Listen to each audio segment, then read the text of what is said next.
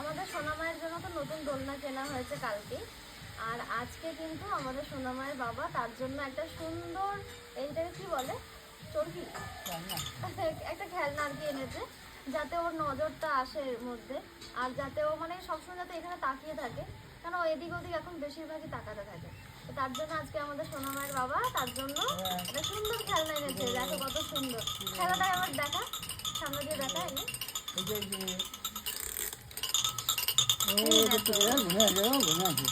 এই শোনা ওঠ, তুই এতক্ষণ অনেক জ্বালাতন করছিস। ও মানে কালকে 2টো অবধি জেগেছিল রাত্রেবেলা, খুব কান্নাকাটি করে, কারণ জানি না, ও রাত্রেবেলা ভীষণ কান্না করে, আর কালকে একটু বেশি কান্না করছিল, প্রায় 2টো অবধি। দিয়ে তারপরে আজকে সকাল থেকে ও মানে খুব ঘুমাচ্ছে, তাও সকালবেলা এতক্ষণ কান্না করলো। কান্না করার পরে এরকম কোলে ঠোলে নিয়ে কবিতা শোনাচ্ছি, গান শোনাচ্ছি করতে করতে এখন সবে ঘুমালো। এখন ওকে দোলনার মধ্যে ঘুম পাড়ানো হবে, আর এটা ওর বাবা আজকে এনে দিল, এই মাত্র এনে দিল। তো কেমন লাগছে অবশ্যই জানিও।